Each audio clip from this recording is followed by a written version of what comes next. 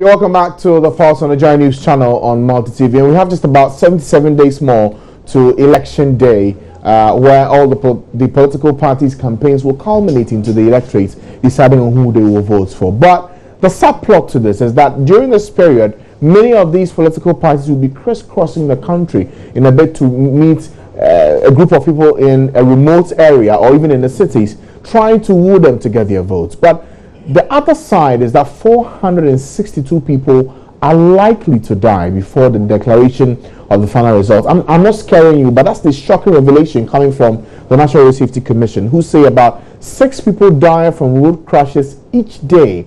As of the end of August 2016, a staggering 1,396 lives have been lost in road crashes. At a national dialogue with political parties on road safety in Ghana, the Commission revealed how electioneering periods are characterized with high road carnages and outline measures to deal with the menace. Well, joining us in the studio today is Nana Ano Amehie. He is a road safety expert with some expertise in that area to help us break down the issues. We also have in the studio an official from the National Road Safety Commission. Thank you, sir, for coming today. Thank you. Thank you. And gentlemen, I know the dialogue was extensive, but I'll start with you, sir. Yeah. How long have we known this, that in every election year, people die? The numbers begin to rise astronomically. What's the main cause of it? Is it just the rallies? What is it? Thank you so much, and say a very good afternoon to our cherished viewers. One thing that is clear when it comes to promoting road safety at the National Road Safety Commission is the issue of reliable data. If you look at the statistics that we have, National Road Safety Commission has credible data since 1991 to date. And so a look into the data reveals certain peak periods that the risk of users likely to die as a result of their use of the road gets to a level that is unacceptable. So what the commission did is to begin to study these into detail. And one thing came out so strongly, that election periods in 1992, 96, 2000, 2004, 2008, and 2012, all these periods exposed road users to higher risks than they usually would have been exposed to. The reason is simple, that there's a lot of road activities during election periods. Okay, now to help anyone who's listening to you or watching you get a better understanding of what you're saying, what do the figures say from 92 to 2012? If you have them, let's go through it so that anyone who's listening will say, look, they're not just causing fear and panic. There's evidence to show for it. So from 92 to 2012, what's been the number breakdown of accidents we've seen as a result of the electioneering period? For instance, if you look into the data, 1992, we had 914 people losing their lives as a result of road traffic crashes. If you come to 1996, the number rose to 1,049. If you come to the year 2000, it went up to 1,437. If you come to the year 2004, it went up to 2,186. Again, if you come to the year 2008, it went down to 1,938. In 2012, it went up to 2,240. Now, if you look at the years before the election years, the data shows that road traffic fatalities is significantly lower than those in election years. Now, we are always making the point that one person losing his or her life as a result of exercising his constitutional right in using the road is something that we do not accept. The fundamentals show clearly that your exposure to the road environment during these periods, particularly when enforcement is not something that is higher during this period, particularly when there's gross violation of road traffic rules and regulations. And all of us seem to accept that this has become the norm during election years. And we are pointing these figures right in the face of all Ghanaians to let us all understand that these figures represent human beings. 2,249 people losing their lives include fathers, mothers, breadwinners at home. The data shows 70% of those who die are males. That means we are losing our breadwinners from the families. We are exposing our children to the society as orphans. We are exposing our wives, our mothers to the society as widows. The implications go far beyond just having someone losing his or her life. Research we have conducted shows that women suffer more consequences when a breadwinner, that's the male, is killed through road traffic crashes. I mean, we all understand the factors behind it. And it is because they spend more time nurturing the wounds. They spend more time having to take care of other dependents that they naturally, according to our societal arrangements, were not supposed to be taken care of.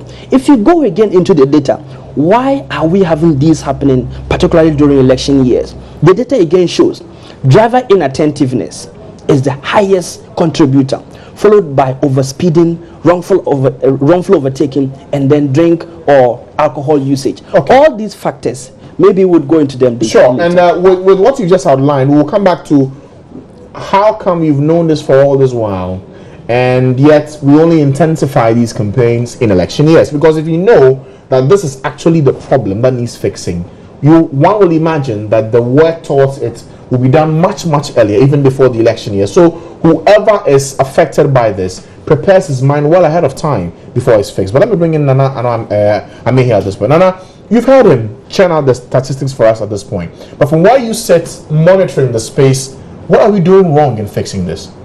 Yes, what we're doing wrong, basically, is that when the politicians mount their soapbox during the election year, they are a law unto themselves. The politicians, I mean, you name it, from the low-ranking officers up to the top-rank officers, when they get on the road, who I am, I'm this, and what have you, and they get the crowd behind them. So lawlessness becomes the order of the day. I mean, let me give you an instance. I mean, when there was a rally going on in, let's say, Agbogbloshie, everything goes to the dogs. You have people who are supposed to wear helmets around the politicians. They mount their motorbikes. They do all manner of things. They go and move everybody out of the road environment, and they think that they rule supreme. But the politicians fail to understand that we as the citizenry, we cede our sovereignty to them to come and govern us, because all of us cannot govern the country.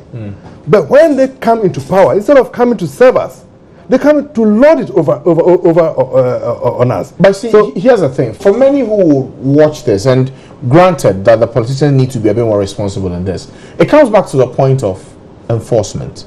Whose job is it to ensure that people who are on the roads are adherent to road safety regulations? Is the Motor Traffic and Transport Department of the Ghana Police Service, yes, in collaboration with the National Road Safety Commission. Yes. So the question I ask here is this, and this is to you, Mr. Zazato. Yeah. How come we know the problem, yet we close our eyes to it and wait till things become a bit more precarious and then we come back shouting? Why do we always do that? The issue has been with us indeed, that's true.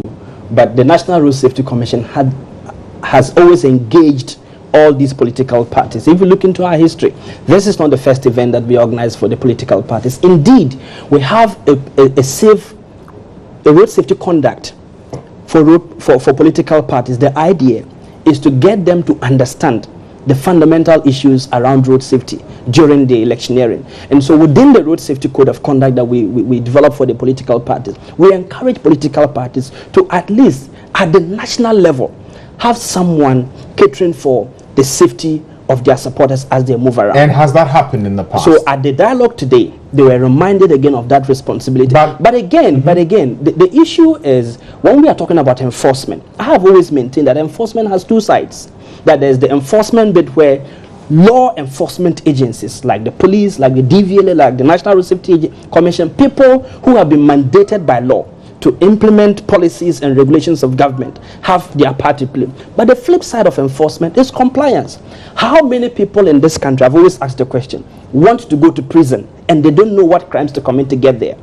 Everyone knows. Why are we not doing those things? Okay, so here's the thing, and yes, and I'm sure for many who are watching, the response will be this, and I'm sure they will agree with me. Yes. If you are a law enforcement agency, you don't crack the whip, a political supporter falls foul of road safety regulations, is arrested, let go in 2-3 days, how would that person be motivated to do things right? That is why I don't know whether emboldened that, look, once I wear the party colors, it absolves me of any punishment for any road safety violation. That is why I've always maintained that if I was given a set of rules and regulations from which to choose those to obey and those to disobey. For instance, I'm not promoting any crime on stage here. What I'm saying is this, that if you slapped someone and you had a very good deep pocket enough, you could afford any attorney to plead your case for you in court. In the case of road traffic crashes and regulations, you pay the penalty right on the spot. Either that you are injured, you are severely injured, or you could pay the ultimate penalty. And that is what we are drumming home to all citizens, that don't wait for the law enforcement agency to come and say, don't overspeed. For instance, if we put 100 kilometers on the motorway, that is enforcement. That do not speed beyond 100 kilometers on the motorway. If you do that, I will call that a suicide mission. Beyond that, we are saying that let us all understand that road traffic crashes and casualties go beyond just people losing their lives. We should let us get that national consciousness that we all need to do something about this canker. And Nana made the point rightly, that until we, including the politicians, stop interfering in enforcement programs when it comes to road safety, and not necessarily road safety, but all forms of safety, then we will always have the point in this country where thousands of lives are lost in one single year. Okay, Nana, you've been monitoring this for a while, and I keep bringing you back to this because it's important. When you hold these dialogues, you ask them to commit. Verbally, they say we commit. But does the evidence from 2008, 2012 show that they are? And why are they not doing it? Why they are not doing it? You see, the politicians don't take road safety seriously.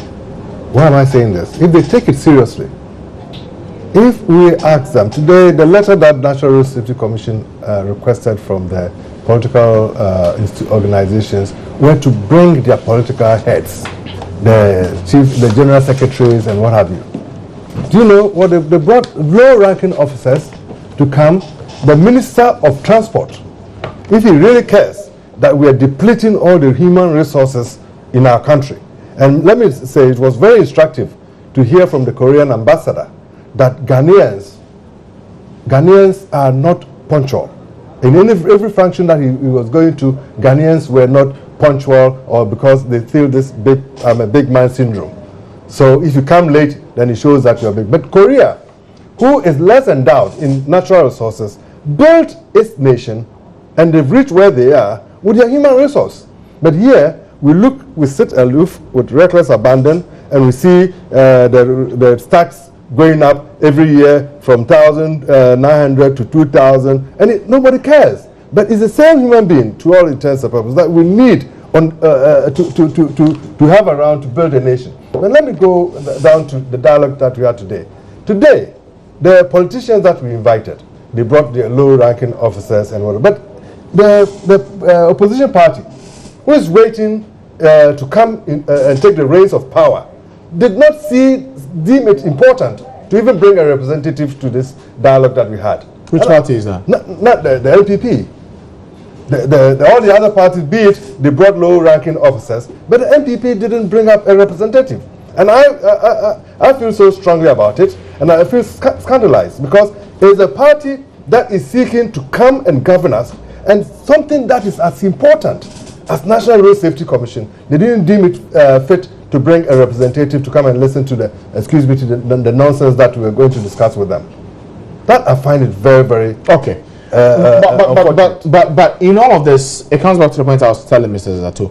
How do we fix it? Because if you look at the numbers, it's scary.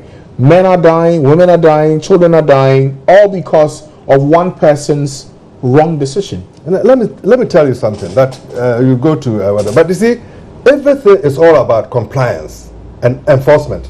We talked about enforcement, and today I was so emboldened that the ACP, the Director General of MTTD, he made a very bold statement today that if the politicians stop the interference and leave them to do their work, they will bring enforcement to the doorstep of Ghanaians and the road users. But most oftentimes the politicians, when they make arrests, oh, this one is my nephew, this one is our party member, so you let them go. And then Abraham also talked about compliance. These days, in my profession, safety, compliance is everything. But how do you get people to comply? If the people are well versed with the issues and they have been educated, compliance becomes easy. But here we have the NCCE who are mandated to educate the populace and whatever. They are not resourced to go out there and take the message to the doorsteps of the road users. But you have the National Road Safety Commission, who also struggle even to make ends meet, and they cannot go out there and let the people know that if you do this, the result will be this. As my young brother here is adequately articulating on your show. So we need to do a lot about education and then compliance. So how differently are you tackling this campaign for this year? Because I imagine with just less than 80 days to go to the elections, if you're looking to make a serious impact, the strategy has to change from what you did in 2012. Exactly. And so if you look into the programs that we've outlined for this particular season, one of the things we're doing is to follow up right after this, to get a list of the safety officials that the various political parties would have assigned to make sure that their movements across the country are undertaken under optimal conditions of safety. The next step after that is to bring these safety officials together on maybe at a day's forum and train them again, because we have to let this thing sink down. The third level is to get institutions of state act on their very own establishments, and that is why the National Road Safety Action Plans was developed. If you look into the action plans, you would find about 12 different state institutions all committing to implementing programs and activities that will enhance the safety that we all are desiring. If you look at it, you have the National Road Safety Commission, DVLA, ambulance services, St. John Ambulance, Ghana Health Service, NADMO, etc. All of them have actions in this document that is supposed to ensure that road safety in this country is delivered. Be that as it may, we will not forget to make the point that all citizens in this country, right from the president to the least of us, must have that national consciousness to understand that road safety has no respect for persons. We've all been in this country before. The presidents have been involved in accidents before. Musicians have been involved in accidents before. Rich and the poor. The point we are drumming home is this, that anybody in this country, if we fail to act in ensuring that the systems we put in place, and when we talk about the systems, we are referring to the vehicles that we drive, we are referring to the roads we construct, and we are referring to the human beings we train to undertake some of these journeys that we are talking about. And so if you look at what we've outlined, that political parties should enforce the political party's code of conduct for safety.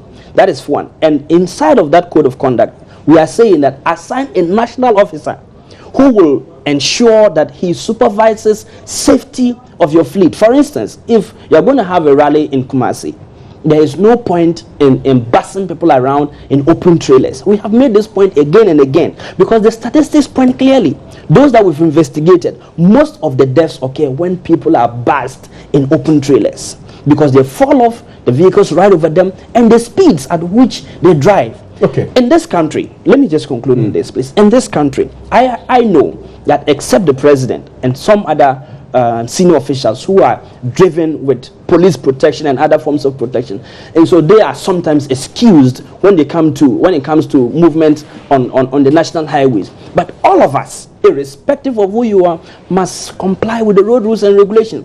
But you find political party campaigns, people driving at 140 kilometers per hour. And I ask myself, if any hazard, if they encounter any risk, no way they are going to escape. And the point we make is this, that why rush only to be killed when the focus of that particular political party program is to get more votes to get you re-elected? And so the politicians must be aware that if you want more votes, then we are saying vote for road safety. That is the only way to keep your supporters alive. And then they can go to the polls on December 7th to vote for you. Now, to the others' dialogue, when you made all these points to them, what was their firm commitment to this? Because I imagine that if they're speaking to this, they should be telling you what exactly they'll be doing. For instance, I don't like to mention the names here. A lot of them made a pledge that right after this conference, they're going to get at least someone at the national level, be a road safety officer. And we are going to follow that up. You see, you rightly put it in the beginning that if we left it to them, then we shouldn't expect the change that we want. And so right from here, we are following up to each of the political parties to ensure that we get such a person. And we want someone at the decision-making level. Like Nana said, we don't want someone at the low level there who has no part in planning major events, etc. But when we get those at the national level, we are able to work through them to ensure that their party programs and activities are properly regulated and the optimal conditions of safety. That is the focus. Okay. Now, one major point that I think you have not addressed is this. Yes. For the private transport regulators, and by that I mean GPRTU, ProTour, they are the ones who are ordinarily hired. Their buses are hired to send supporters from one point to the convergence center. Have you thought of what you would do differently for them, since they are the ones who are thinking of the commercial value? How do I send these guys in quick, come back on time, make more money? They are the ones that also get a lot more of these accidents during these times. And so the commission was ahead of time to ensure that buses, commercial operators, first of all, we are talking about speed limiters. Secondly, we are talking about operational standards. We have made a point that yes, we identify certain shortcomings in our national enforcement system when it comes to road safety. And so we are not waiting for the wrong to be committed at the bus terminal and only hope for the police officer to do the correct thing when you are already on the highway. And so what we are saying is that if you go to the bus terminals right now, if you go to the VIPs, the OAs, the STCs, they've done the same thing. Appoint a road safety officer. GPRTU, where the 207s are from? So if you go to GPRTU, the dialogue here is to see how we work at it. GPRTU is very big. I think it's the biggest so far. Yeah. So when it comes to GPRTU, we are looking at the best modalities to use in terms of spreading the operational standards. That's where the biggest trouble is, isn't it? It is not where the biggest trouble is. The biggest trouble is everywhere. If you look at it right now, if you look into the national data statistics, we are having the motorcycle now being the biggest contributor to the death stock we are having in this country. So we are not just looking at GPRTU as having been the body contributing the most, but we are saying that for all organized commercial transport operators, you should have a road safety officer whose job includes getting the driver who is about to take that trip, making sure that he's not drunk, making sure that he has the appropriate license for the vehicle he's about to drive, and making sure that at least, of all things, that the tires on which he's moving on that vehicle on are not substandard tires. Beyond that, he has a fair knowledge of the trip he's about to take. All these are already the things that the National Road Safety Commission and our stakeholders are doing, and we are saying that beyond that, let us go to policy level, and those who seek to govern us should sign to safety to protect you and I.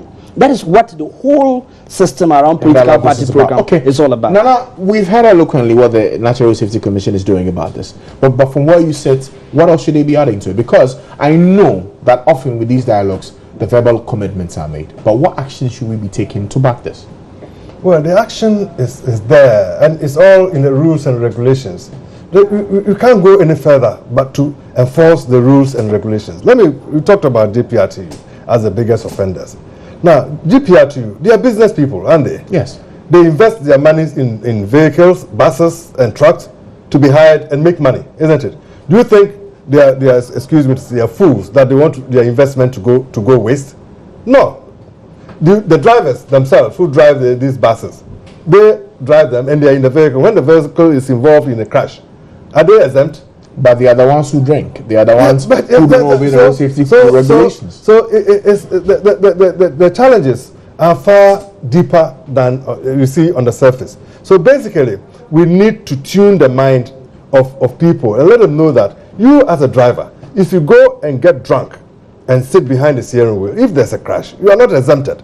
Now let me go on a general, because I know you don't have time. I don't know whether this picture that I took on a general safety, that a woman or a parent would put his or her child in harm's way. But you know, if the camera can pick this, I'm not sure they can. If the camera can pick this, because I will very it's on the phone, we can't pick it. Yeah, if it can be picked. The whole thing is about these 4 kids. They are traversing the road from Christian Village, right down to Pillar 2. Yeah.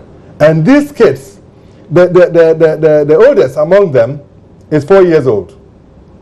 Okay? Mm-hmm. And look at how they are walking the road without any control at all.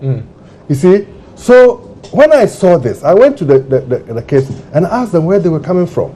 And they said they went to school at Christian Village and they were passing through, they've come through Sober Sport, West Legon, and then going to cross a bridge which is non-existent. There's a bridge, a river, Odo River. They were going to walk through the river, age 4 and 4, 3, and 2 to go to Pillar 2. So who in your mind in his right frame of mind, would allow a child of 4 years to shepherd 3 other kids under the ages of 2 and 3 to traverse the road, such precarious road from Christian Village all the way down to Pillar 2. So basically, in a nutshell, what I'm trying to say is that our psychology, or our what do you call it? Mindset to road safety should change. But who should do the tuning? How will it be done? It's all about resources. I mentioned NCC. If NCC, they are charged to educate the masses. If they've been resourced to go to the communities and tell them, look, the law itself does not allow anybody below 9 years, because that time your cognitive senses have not been fully developed to appreciate the road traffic.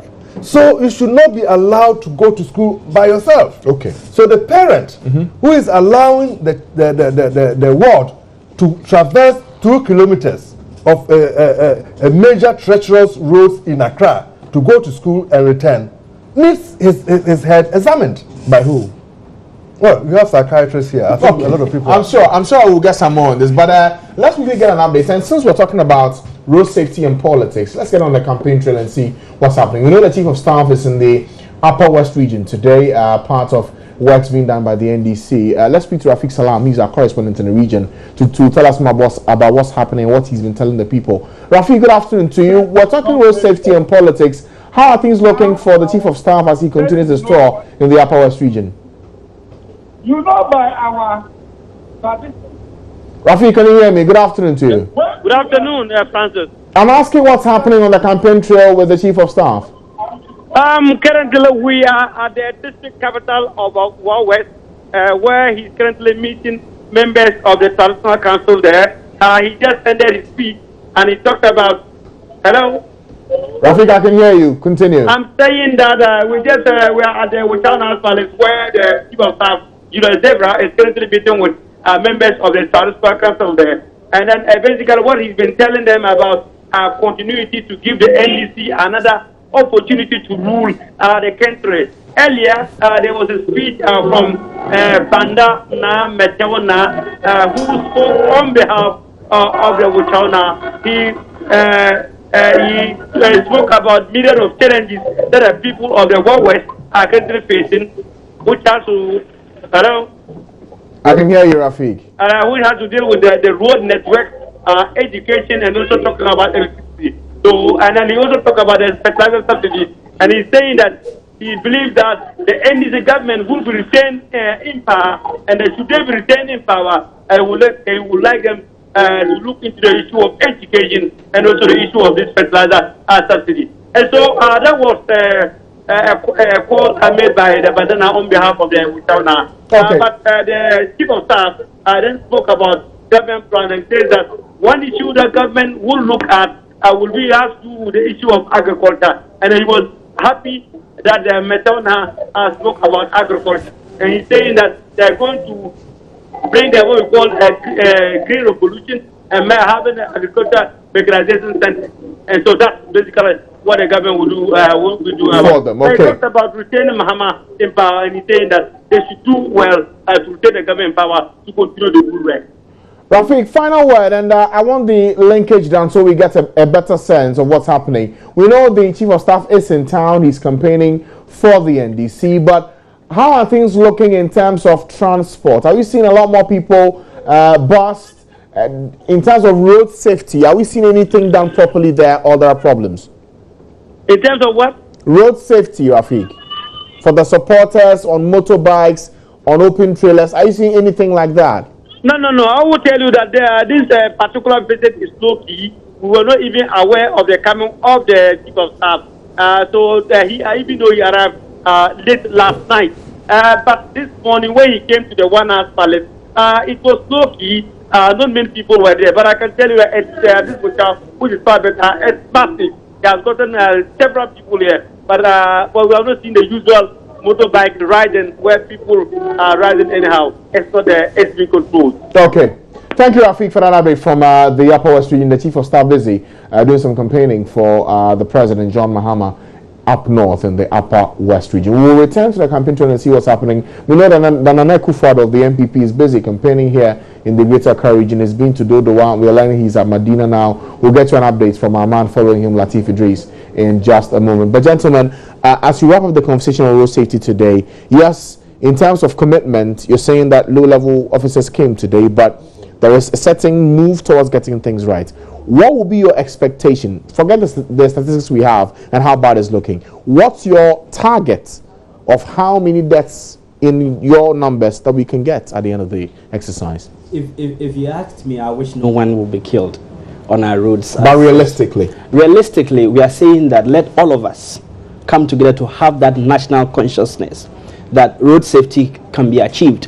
Let us not have the perception that people have been destined to be killed on our roads. I'm not too sure that the God I serve and the God you serve is that heartless. What we are saying is that let us not look at numbers in terms of how many people should be killed, but the family that will be affected. And we are saying that if this is the consciousness we have, at least for those of us out there, anytime you are in the road environment, we are saying that concentrate on what you are doing. Observe the changing dynamics, tolerate incompetencies of other people, and extend courtesies to people. Mrs. Alfred, let me get an update on what's happening on the campaign trail. I'm sure that we may get something interesting to report at this point. Latif Idris is joining us. He's following the NPP flag by Nana Akufo-Addo. Latif, good afternoon. Where's Nana-Addo now? Tell us what's happening in the area. Yeah, at the physical Francis, we are at the Adenta village station, still in the Adentan district here in Accra. Nana-Addo, as you are aware, started his activities today in Dodowa, where he paid a courtesy call on the Greater Accra Regional House of Chiefs, who gave him his blessings. So now Nana-Addo has the right to carry out his campaign activities in the Greater Accra region. We are here at the Adenta village where we have huge number of party people who received the flag bearer of the New Patriotic Party, who is accompanied by party bigwigs, and we have current executives, former ministers of state, and then current MPs who have accompanied Nana-Addo on his campaign trail in the Greater Accra region today, Francis. And what's Nana-Addo been speaking of today that we haven't heard before? Yeah, you know, this campaign trail has been characterized with promises after promises. Now, today, Nana-Addo Dankwa has come up with yet another promise, which is, if elected as president, he has promised to allocate $1 million to each district. And according to Nana-Addo, that is what will help to transform the economy of the country in general. He wants to tackle it from the local assembly level. That is why he's coming up with this initiative, which he says would help develop the various communities across the region. Today, Nana-Addo has also reiterated his commitment to reinstate allowances for teachers and nurses trainees at the various nursing and training colleges across the country. Today, I'm sure he'll make that point strongly when he pays visits to the Pantang nursing training here at Medina, which from here I'm told we are moving straight to that institution, from where Nana-Addo would also carry on his campaign to the University of Ghana campus, where he'll be interacting with students here in Accra, Francis. All right, thank you, Latif, for that update on the tour of the NPP flag by Nana-Addo Dankwa Akufo-Addo. We're still staying on the campaign trail. We know that it's been a rainy day in Accra, and some have had to defy the rains to still get their messages across. For the PPP's Dr. Papakwesi Indom, he spent some time at the Medina market today, speaking to supporters of the party to vote for a man who can deliver and not one who will make empty promises. Let's hear from him and get some more on what's been happening on the campaign trail.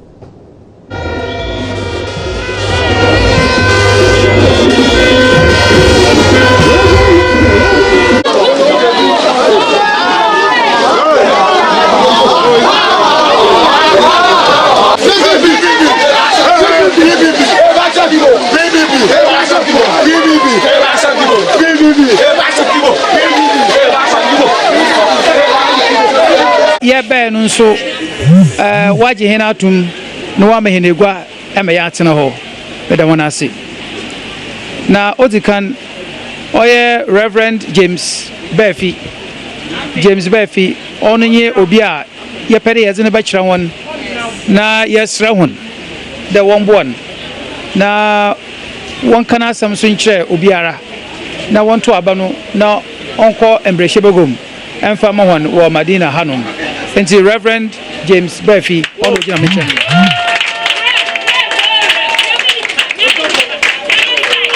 Na asɛm a yɛdze nam ne nyinaa okesi edwuma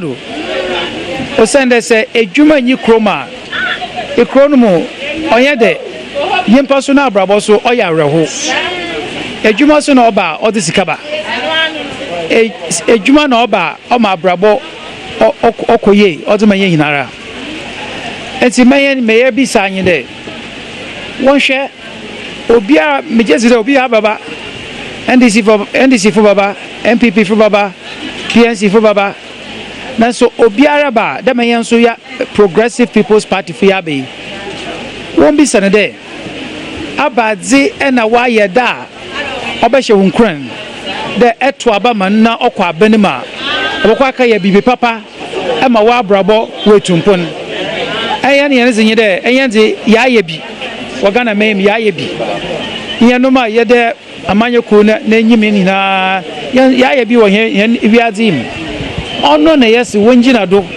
na wɔnhwɛ ɔno na wɔmfa nto aba no wɔmfa ma hɛn na dɛ ma yɛayɛ bi ama edwuma abaga na mɛm no sɛ aban ne sika kɛse obesi yɛn nsɛm a yɛde bɛyɛ ndzama akɛse ama edwuma pii wɔ aba ama nnipa no ho wɔatɔn nti mɛyɛ kan yi dɛ mɛma obi ntse obi a ɔreba no ho ba na ɔnyɛ bi da wɔn to aba ma ɛnyɛ yɛsɛ dɛ ebinom wɔyɛ doers ɛna ebinom wɔyɛ promises ɛnyɛ dze yɛyɛ doers so sɛ dɛ yɛayɛ bi da ɔno ana yɛpɛ dɛ anɔpɛ yɛbɛka kyerɛ wɔn dɛ ɛwɔn wɔn ho hia papaapa nara ɔsɛ dɛ ego ma ha dze obiara ɔte ɔyɛ Madina na ne nkyɛnkyɛn ne nyinara ɔba guaim ɔba nso a ɔwɔn ara na wɔnye wɔn tinkita ho enti sa wɔn wɔgye hɛn tum na obiara ba na wɔka kyerɛ dɛ afi wɔn to aba ma PPP a yɛbɛnya dɔm yɛnya dɔm so na wɔto aba ma hɛn a nkunyimdze no ɔbɛyɛ PPP ne za. Right, so that's the PPP's flag bearer, Dr. Papa Christine, speaking today at Madina. And it's interesting what happens during these campaign periods. Even when it's raining, they have a way of conveying their message across to the people on the ground. Let's see how this effort translates into the votes on election day. But speaking of elections and what's been happening, you know that the EC has already opened nominations, asking anyone who's interested to come pick up the forms. In fact, as of today, we're learning a staggering 23 have gone to pick up nomination forms for the presidential candidate slot. Let's get more details from Eric Jakpasu, who is the head of communications at the Electoral Commission. Mr. Jakpasu, good afternoon to you. Mr. Good Jakpasu, afternoon. all right then. Thanks for joining us here on the program. We know that a lot of people are coming in to pick up the forms. Give us an update of how many have picked up and who they are. Thank you very much. As at this morning, we have a total of 23 candidates who have come to pick their nomination forms, and this is made up of 16 political parties and 7 independent candidates. And who are the 7 independent candidates? You have the names? The 7 independent candidates, we're not too sure whether they are indeed the candidates themselves, because most of them sent representatives. It is only when they come to file that we'll be sure that this is indeed a candidate or not. But it's on record that one of the former presidential candidates, independent one in the 2012 election, one Honorable Jacob Osei-Yeboah, has come for his nomination papers. Okay, that's for the 7 independent. How about the 16 political parties? Run us through which parties have picked up the forms.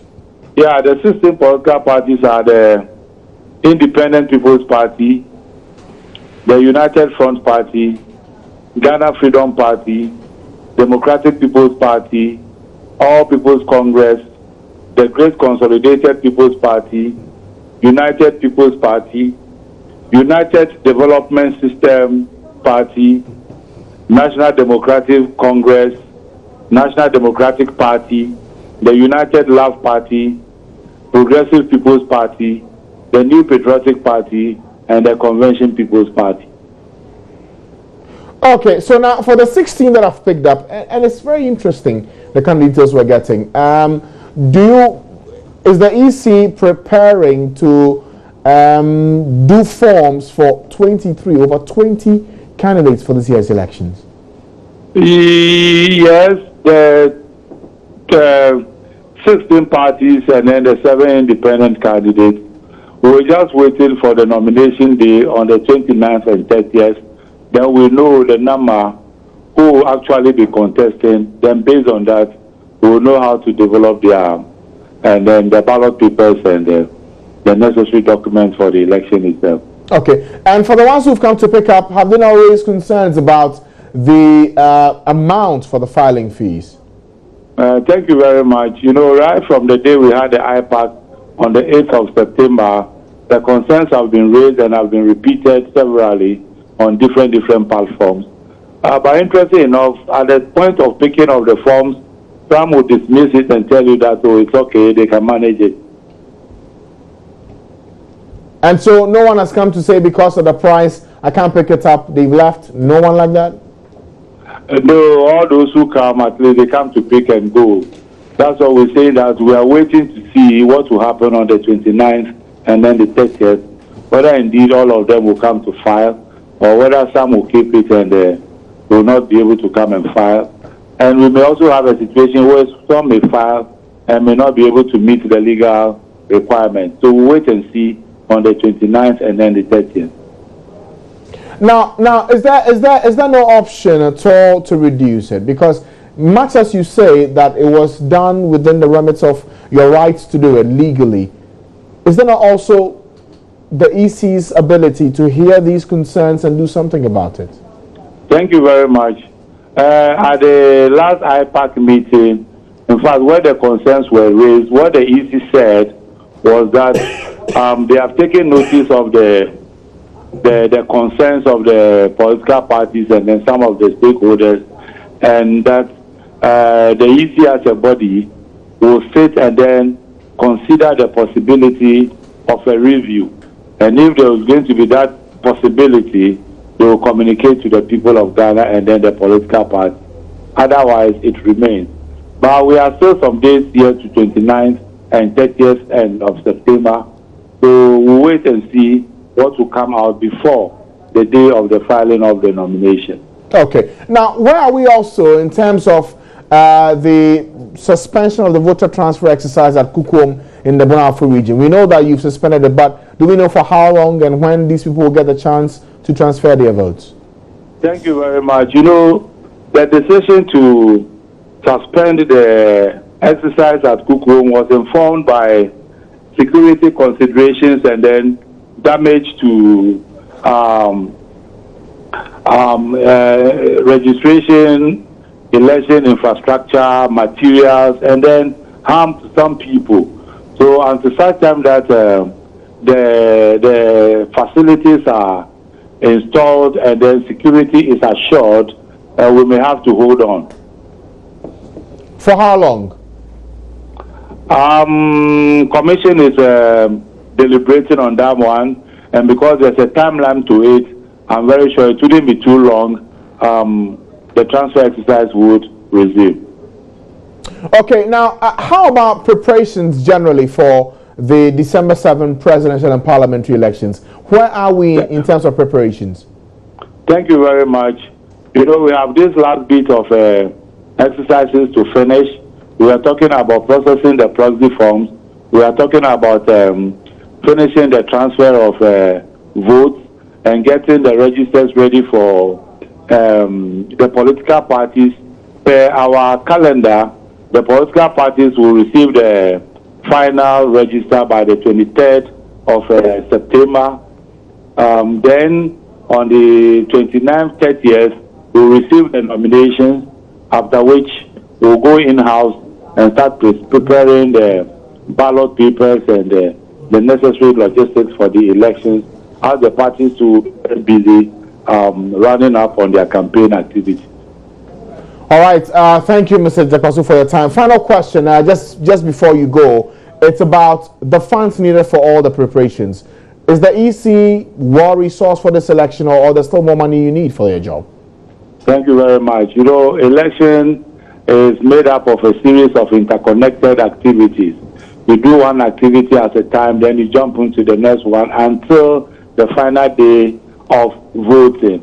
And I would say that so far, we've had enough resources for all the activities, and with just a few days to go in for the election, I would say we are comfortable where we are. Comfortable meaning you have every funds available to do your job, or there's still more left? I think we have resources for which come 7th of December we'll be able to deliver elections to the people of this country. All right. Thank you, Mr. Jakwaso, for your time. Head of Communications at the Electoral Commission. Thank you very much, Fred. Updates on preparations for the EC as it sees people come to pick up their forms, and also how they're preparing for this year's elections. But thank you, gentlemen, for coming today. Mr. Zato is with the National Road Safety Commission. Yes, right. And Nana Mehia, a road safety expert in his own right. Always with the Fugu. Love to wear it. Thank you for coming today. It's a pleasure. We'll pause now. We'll come back and bring you one. In fact, there are some developments in Sunya in the Bonafo region. You remember the victims of the DK microfinance saga? They are getting their money straight, but there's an injunction stopping the process. We'll bring you more on that after the break. Stay with us.